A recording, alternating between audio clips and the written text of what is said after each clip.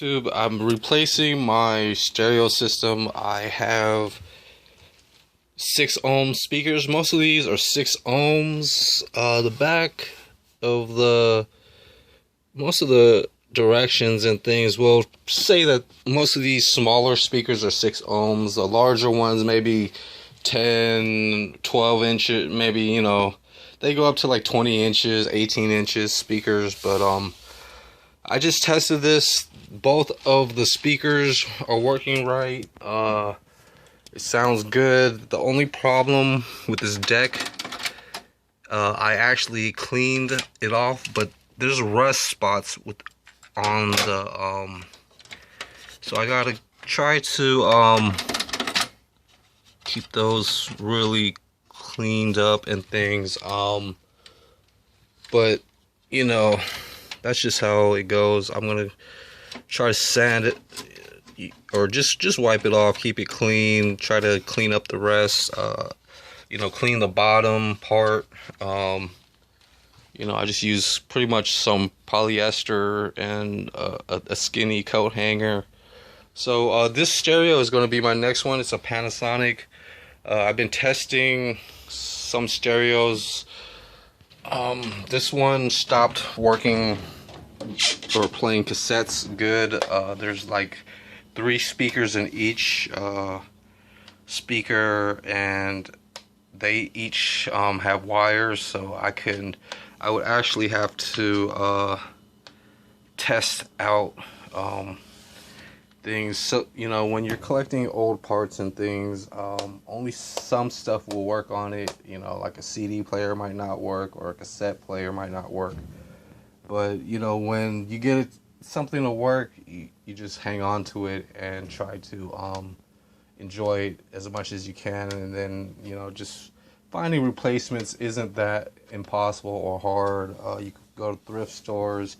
These shelf stereos are pretty nice, and I actually test them. I have TVs right here. I have 2 TVs that have cracked screens. I don't know if you can see the one. It's just all for for just staying busy and actually getting involved with pretty much taking care of electronics and recycling and finding used ones. I have a power strip right here, which isn't really relevant, just to give it power. I'm gonna have to unplug it and clean this off, and then plug it back in and things. I just wanted to really test the speakers, and the cassette player. I'm gonna have to learn this menu, but this stereo is actually pretty dynamic. It's got a nice toggle here, and the volume and things seem to be working. I could power it off, and it all the lights just go out and things. I could tell when it's off and on. I could manage to finish cleaning this up and clean up the CDs and things. I would just want to use it to listen to some music at a high volume. I'm going to actually use 2 more of these shelf speakers, so it's going to be pretty much 4, and they may be stacked up like that. It's good to to finally use this stuff too. And this one had the antenna for the back, the FM antenna. It's good to just use stuff eventually, or get into repairing them and getting them to work. So this was pretty much the 3rd, maybe 4th stereo that I touched today. I tested 2. That one doesn't really work good. I'm gonna have to take that apart. And before you take apart stereos and electronics, you need to have voltmeter and have some good references to look for. So right here is actually the one that I wanted to work out. Okay, this is actually a new one that I had found. It's pretty only one of the 4 speakers works. There's 4 ways to connect the speakers, but it has a larger speaker side, which is 6 to 16 ohms.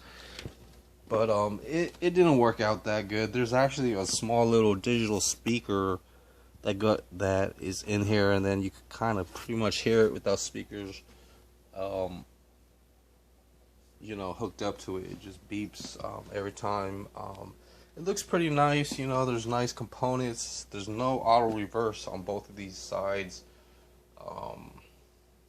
I don't really mind about auto reverse or anything. I just need a good sounding stereo that I can pretty much rely on whenever I need music and things. So I pretty much had this stereo too. I could really test this one. It's an Iowa, I think, and it hasn't, and I have pretty much another PC there and some of the electronics, but I'm here to actually get these two speakers off, or cleaned up, and then tested to see if they work.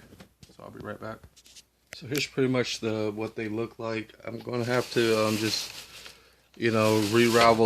dust them off first, and then test them, and then pretty much unplug them and get them to work when they're clean and things. But the speaker on the back says 6 ohms, so these two can go to the other side. Hopefully it doesn't damage the stereo. If I hook up two speakers, it may not to one port, but just having only 2 ports on this stereo. So hold on. So I got them out right here in the open, and I'm gonna just try to clean them up and get them pretty much connected to that stereo that I'm testing right now. So right here I got the 2 wires or 4 wires split into 2, and now I'm gonna go test it. So I've got the other 2 connected there, and which are these ones, and now I'm going to try to connect these. Okay, so this is kind of one of my old mixtapes that is kind of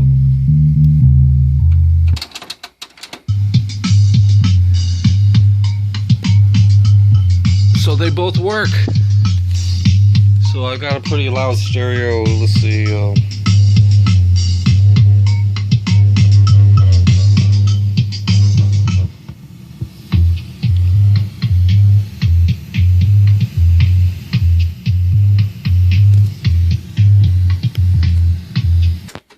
So yeah, there's 4 speakers. It's pretty loud. It's just that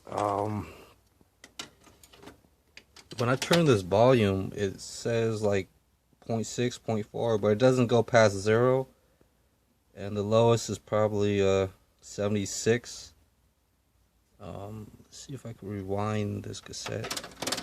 So everything works on this stereo. I did find it was really dusty with some other it was just really dusty, I think, and I cleaned it off once, and hopefully get some good use. Nothing, pretty much trying to eject this CD changer, but I don't think it's going to be that easy. Hopefully it's going to open. So this is a 5 CD changer. I guess you put in 5 CDs on there, and then it's going to sort them out. I'm just opening it to try to just keep it cleaned up. I'm going to be doing pretty much the final cleanup and things. So I'm gonna just turn it back to deck 2. So yeah, this is pretty much my new stereo system.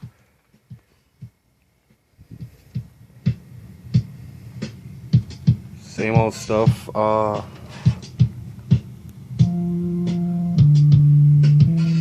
These knobs seems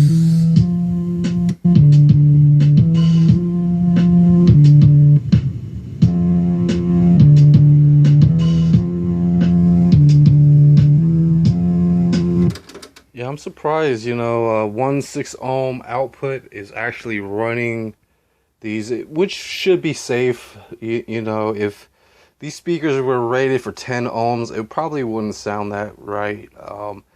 If they were rated for, you know, just 6 ohms, it's actually, and the speakers were rated like 4 ohms. Maybe these computer speakers that are hooked up with a headphone jack, 6 ohms might not work good. It might blow the speaker or something. I'm not sure. So yeah, this is pretty much something I'm pretty glad on the result. Something that I needed to pretty much minimize and try to get back from. The only thing is I'm wasting this cassette deck. It's 2 auto reverses on both sides, so it's pretty much really sophisticated stereo, and the controls are so easy. So it's basically a win-win for me right now. I just have to manage these wires better. I'm probably going to put so I'm probably going to just finish setting this up, and on top of here is going to be a little empty space, which is fine. I'm going to try to cover it with maybe a book or something. I just can't wait to tie up these cables and basically have this available and wired rather than having nothing. And yeah, I'm gonna actually use these 2 on the bottom and then put these 2 on the top, and it's gonna sound really, really loud, I think. I actually have a speaker over there that's gonna be moved. That's gonna be my test speaker, for all these other stereos. It's just just keeping my knowledge and testing these and just having fun with this was just pretty much all this video was about. And finding a bad one, just running out of options and things for the other stereo that was here. And with that stereo, I'm going to have to pretty much just use it for speakers for now. I really can't fix stereos, like a really good person, or a really good stereo thing. But I'm going to be taking those apart, or 1 or 2 apart, and also having this in this area. I won't be able to test it. That's why I got to move that little small speaker right there and use it for just testing stereos and cleaning them up and sorting out what I can. But interesting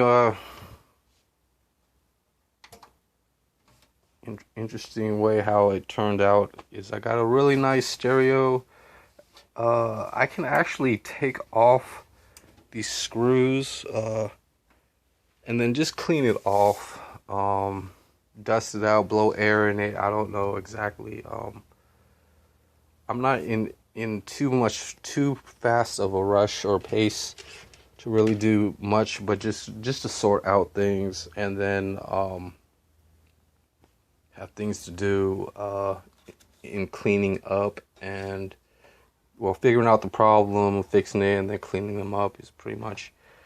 And even having some good ways to clean up these things, these electronics, is actually a good practice to keep